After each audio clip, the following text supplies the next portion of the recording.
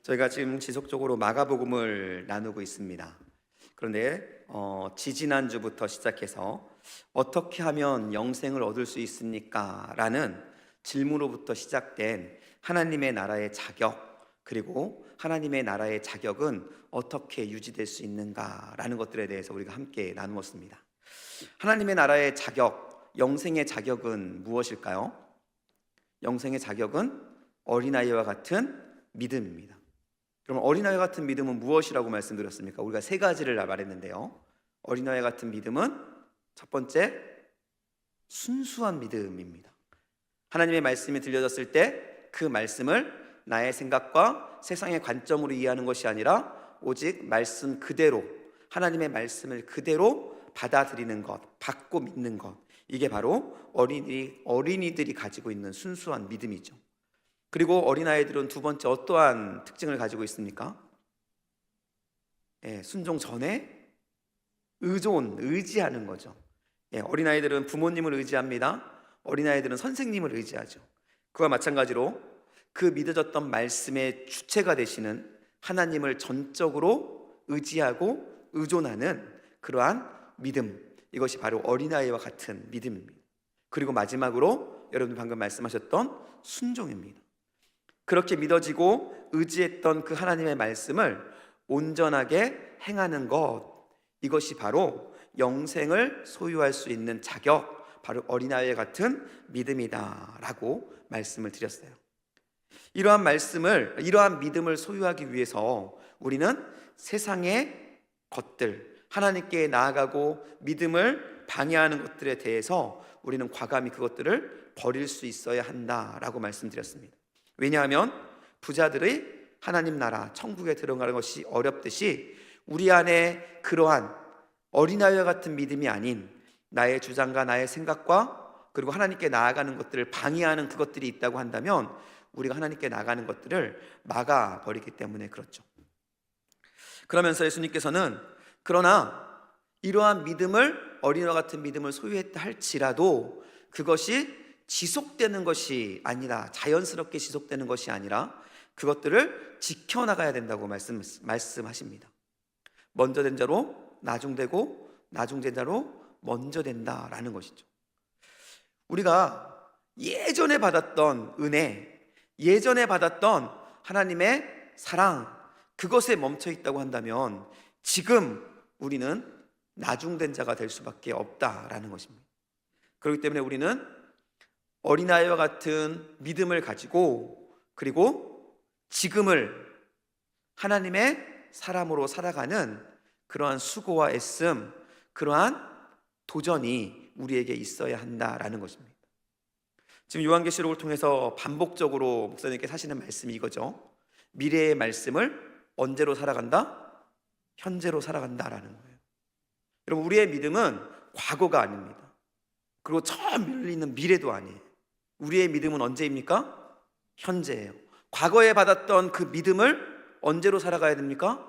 현재도 살아가야 되는 것이고요. 미래에 꿈꾸는 소망을 언제로 살아가야 됩니까? 지금, 현재로 살아가야 되는 것이죠. 이러할 때 먼저 되었지만 나중되어지는 안타까운 처지에 놓이지 않는 천국을 소유한 하나님의 백성으로 살아갈 수 있다라는 것입니다. 저는 우리 낙원의 성도님들 한 분 한 분이 이러한 믿음을 통해서 오늘을, 현재를 하나님의 백성으로 살아가는 은혜가 있기를 예수님의 이름으로 간절히 축복합니다. 우리 말씀을 더 나가기 전에 우리 옆에 분들하고 좀 이렇게 인사했으면 좋겠습니다. 옆에 분들을 좀 사랑의 눈으로 바라봐 주시면서 질투의 눈이나 째려보지 마시고 사랑의 눈으로 봐시면서 이렇게 인사하겠습니다. 오늘이 당신의 하나님의 나라입니다.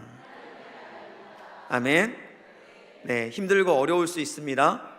그리고 정말로 이해될 수 없는 아픔이 우리에게 있을 수 있어요. 그래서 우리는 지금 이 순간을 뛰어넘어 어디론가 점프하고 싶은 마음이 있을 수도 있습니다. 하지만 불가능하죠. 왜냐하면 우리는 현재를 살아가는 사람이기 때문에 그렇습니다. 그렇기 때문에 하나님께서는 우리에게 현재를 하나님의 나라로 살아가라고 반복적으로 말씀하시는 것이고요. 우리는 과거에 받았던 은혜, 미래의 소망을 현재로 살아내야 한다라는 것이죠. 예수님께서는 하나님의 나라, 어떻게 영생을 얻을 수 있습니까? 라는 이 질문을 통해서 하나님의 나라를 살아가는, 현재를 하나님의 나라로 살아가는 우리를 알려주십니다. 그리고 이러한 사역을 유대 지경과 요단강 건너편, 예루살렘이 아닌 변방 지역에서 사람들에게 말씀하시고 가르쳤습니다. 그런데 이제는 이러한 사역들을 마치시고 오늘 본문으로부터 시작해서는 예수님의 여정의 마지막인 바로 예루살렘을 향해 나가는 모습을 우리에게 보여줍니다.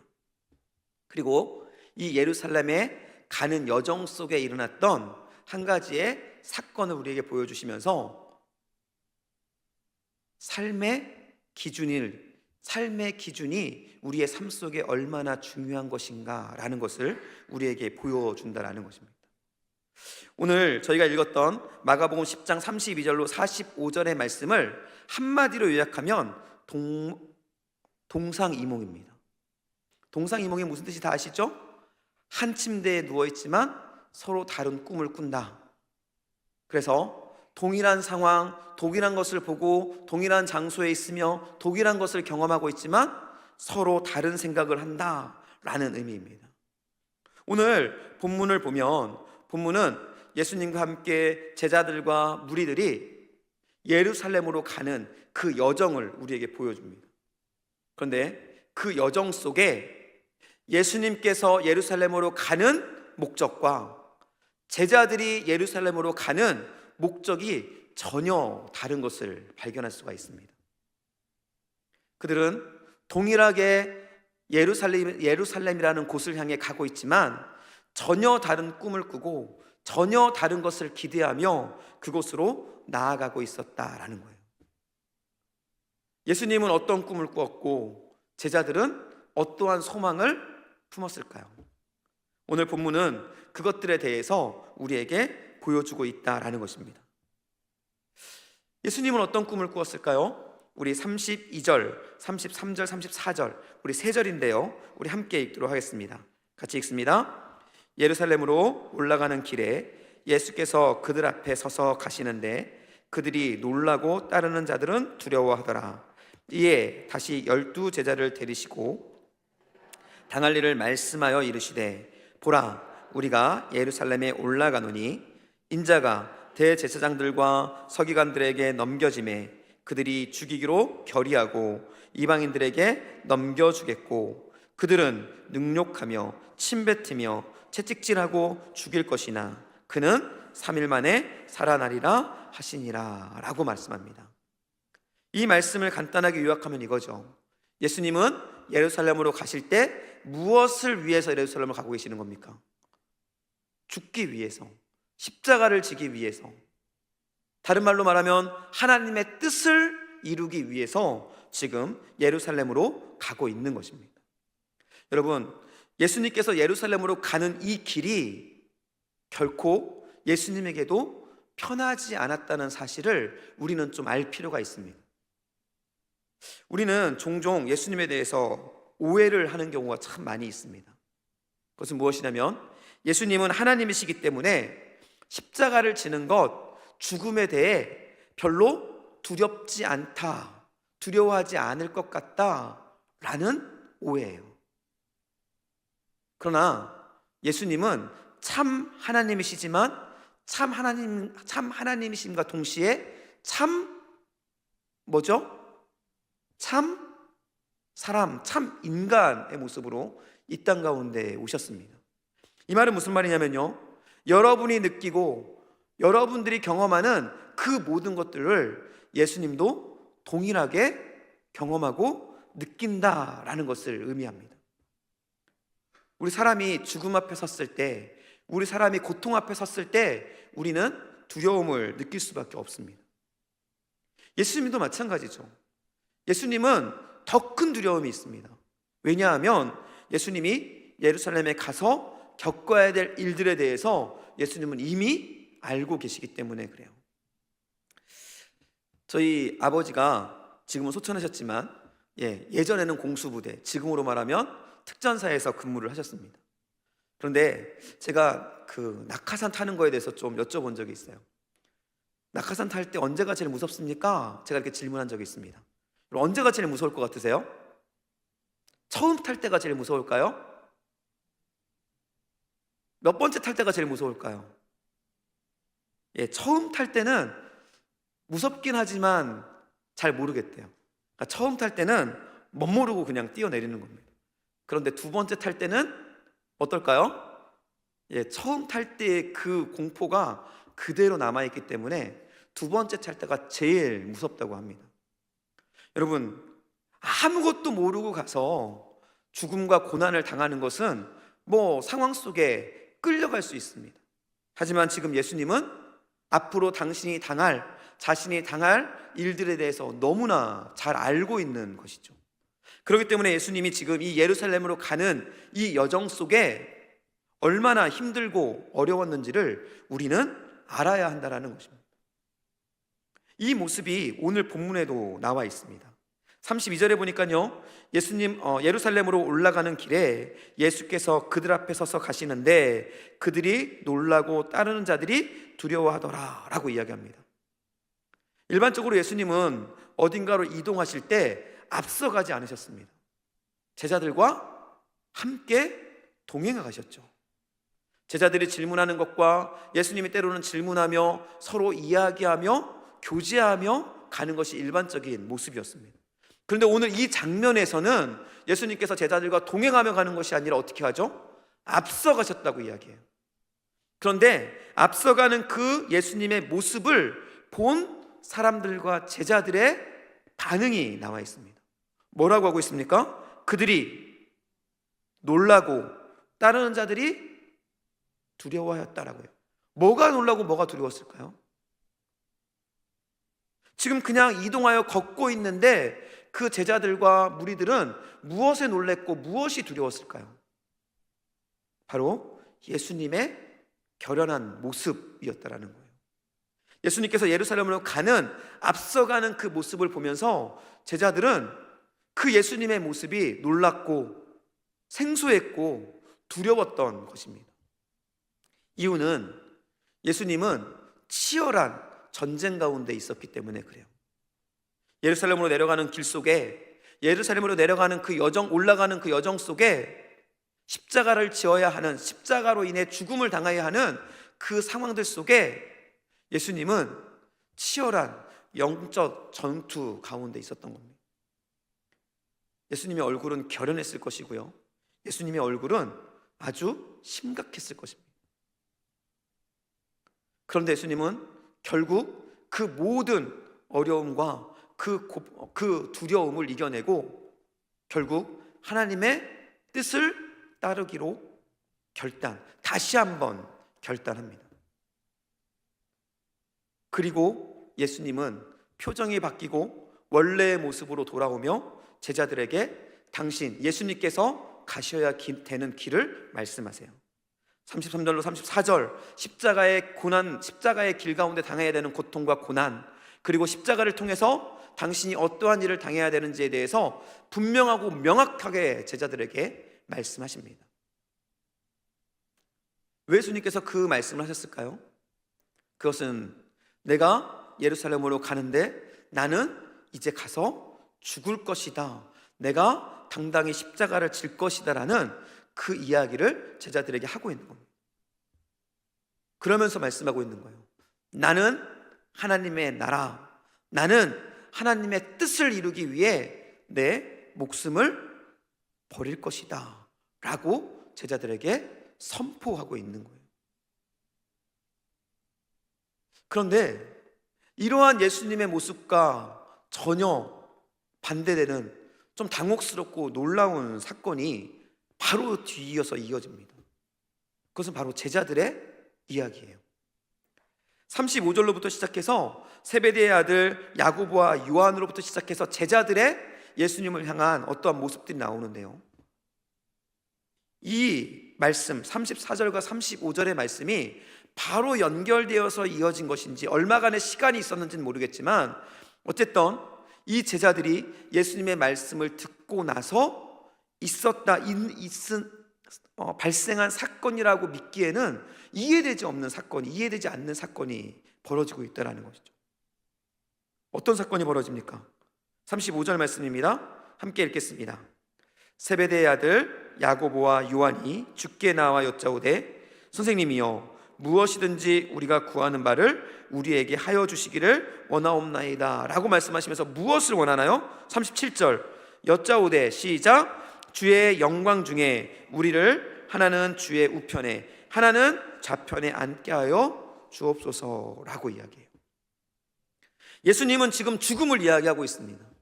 예수님은 예루살렘에 가서 나는 고난을 당할 것이고 침뱉음을 당할 것이고 그리고 능욕을 당할 것이고 결국에는 십자가에 매달려 죽을 것이라고 이야기하고 그 이야기를 들은 제자들인데, 그런데 그것을 들은 지 얼마 되지 않은 상황 속에서 제자들, 그 중에 특별히 야고보와 요한이 예수님께 말하는 거예요. 나를 당신의 우편, 당신의 좌편에 세워주십시오.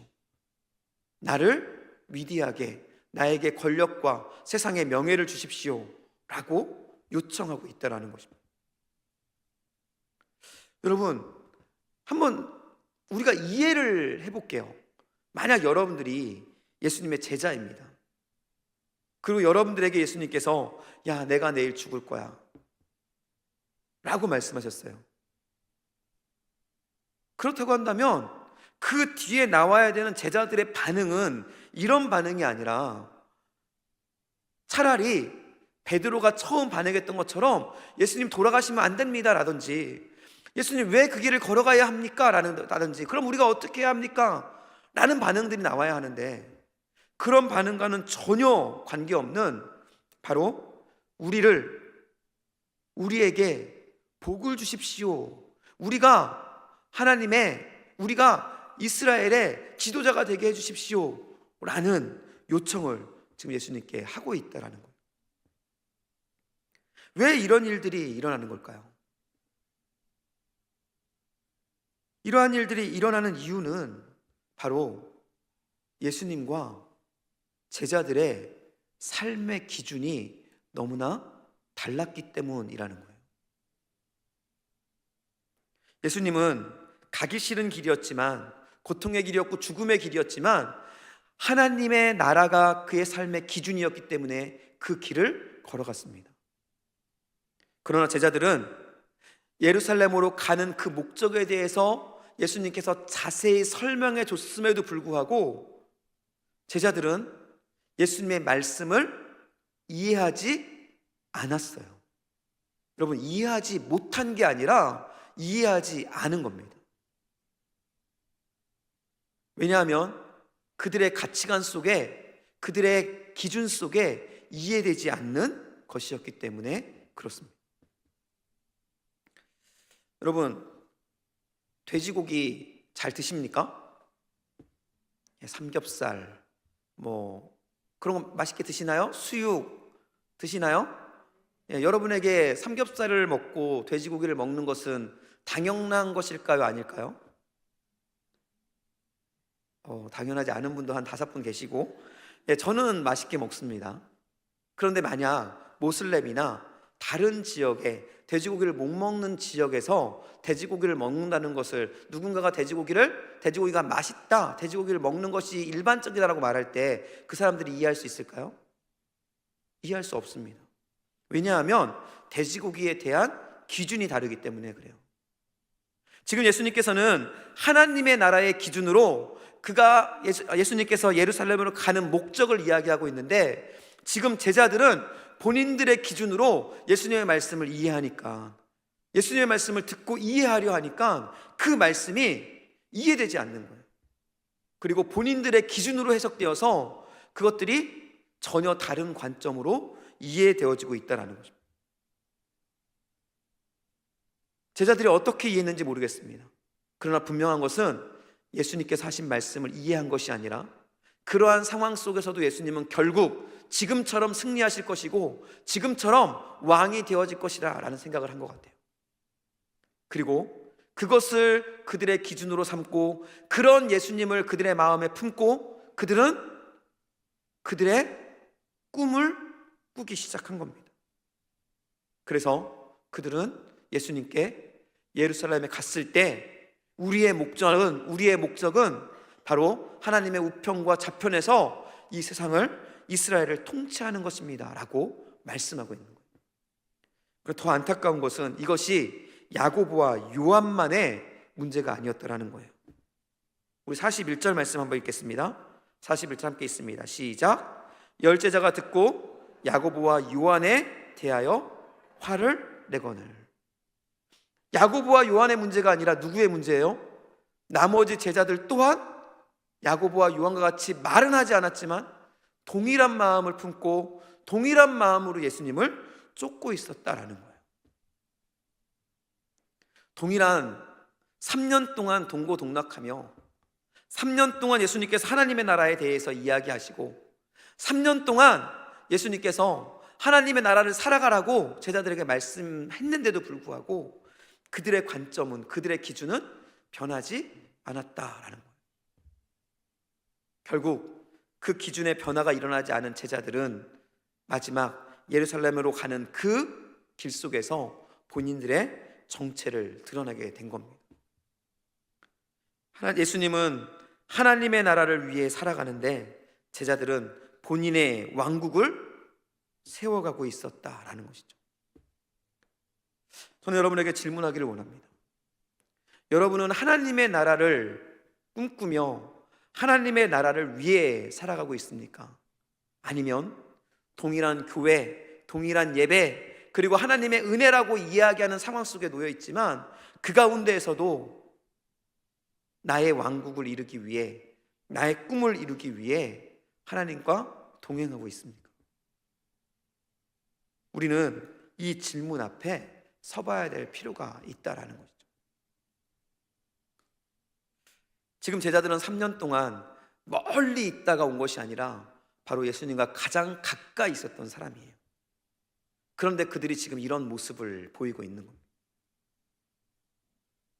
은혜 받았다 하는 나에게 주님이 하시는 질문일 수 있습니다. 가장 하나님과 가까이 있다고 말하는 나에게 하나님께서 지금 하시는 질문일 수 있다라는 것이죠. 여러분은 주님과 동행하며 어떠한 기준으로 주님을 따라가고 있습니까? 복받기 위해서 주님을 따라가시나요? 내 마음이 평안하기 위해서 주님을 따라가십니까? 내가 원하는 것, 나의 기도의 제목이 응답되는 것을 목표로 주님을 따라가십니까? 그것이 바로 제자들이 예루살렘으로 주님과 함께 내려갔던 모습입니다. 우리는 단 한 가지의 목적을 마음에 품고 주님을 따라가야 됩니다. 그것은 바로 예수님께서 예루살렘으로 나아가며 품었던 마음, 하나님의 나라를 위해 내가 죽겠습니다. 하나님의 뜻을 위해 내가 나아갑니다. 하나님의 영광을 위해 내가 낮아지겠습니다 라는 마음인 것입니다. 저는 우리 낙원의 성도님들 한 분 한 분이 이러한 마음으로 하나님께 나아갈 수 있기를 예수님의 이름으로 간절히 축복합니다. 이러한 제자들의 모습을 본 예수님께서 제자들에게 말씀하십니다. 그게 아니다. 그게 아니다. 예루살렘으로 내려가는 목적, 그리고 예루살렘으로 내려가는 사람들의 자세, 즉 하나님의 나라를 이루어가는 제자들의 모습은 이런 모습이어야 한다라고 예수님께서 제자들에게 다시 한번 권면하세요. 우리 43절과 44절의 말씀입니다. 함께 읽겠습니다. 너희 중에 그렇지 않을지니 너희 중에 누구든지 크고자 하는 자는 너희를 섬기는 자가 되고 너희 중에 누구든지 으뜸이 되고자 하는 자는 모든 사람의 종이 되어야 하리라.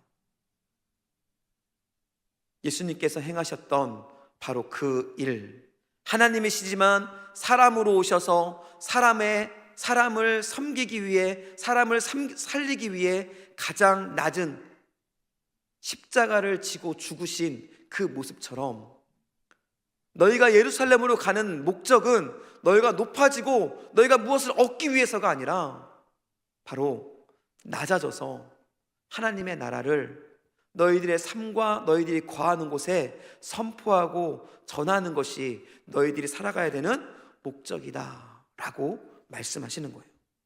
그러면서 예수님이 다시 한번 말씀합니다. 인자가 온 것은 섬김을 받으려 한 것이 아니라 오히려 섬기려 하는 것이고, 그리고 오늘 우리 장로님께서 기도하셨던 것처럼 모든 사람들, 많은 사람들의 대속물 십자가를 지기 위해 온 것이다 라고 말씀합니다. 여러분, 우리가 그리스도인으로 살아간다, 우리가 교회를 교회답게 한다 라는 것에는 정말 많은 의미들이 담겨 있을 것입니다. 그것을 어떤 한마디로 표현할 수 없어요. 하지만 오늘 본문을 기준으로 말한다고 한다면 바로 우리의 삶을 하나님의 기준, 하나님의 나라의 기준으로 우리의 삶을 살아내는 것, 그리고 그러한 삶의 열매를 하나님께 올려드리는 것, 그것이 바로 하나님의 나라를 살아내야 하는 저와 여러분들의 모습인 것입니다. 여러분, 저희는 지금 예수님이 걸어갔던 하나님의 나라의 영광을 위해 한 걸음 한 걸음 걸어가고 계십니까? 아니면 제자들이 걸어갔던 나의 영광, 나의 왕국을 세우기 위해 발걸음을 하고 있습니까? 다시 한번 여러분 스스로에게 질문해 보시길 소원합니다. 그리고 이제는 여러분 그 질문에 정직하게 답변하시고, 그리고 우리의 삶을 예수님께서 걸어가셨던 그 삶, 무엇을 위해요? 하나님의 나라를 위해 살아가기로 우리의 삶의 기준을 정하시는 우리 모두가 될 수 있기를 예수님의 이름으로 완전 축복합니다. 삶의 기준이 바뀌지 않으면 우리는 교회에 속해 있으나, 하나님의 은혜 가운데 있으나 우리의 삶은 변하지 않습니다. 우리의 삶이 하나님 나라의 기준으로 바뀌어 갈 때 우리는 하나님의 나라를 살아가고 하나님의 나라를 이 땅 가운데 이루어가는 사람으로 살아갈 수 있을 것입니다.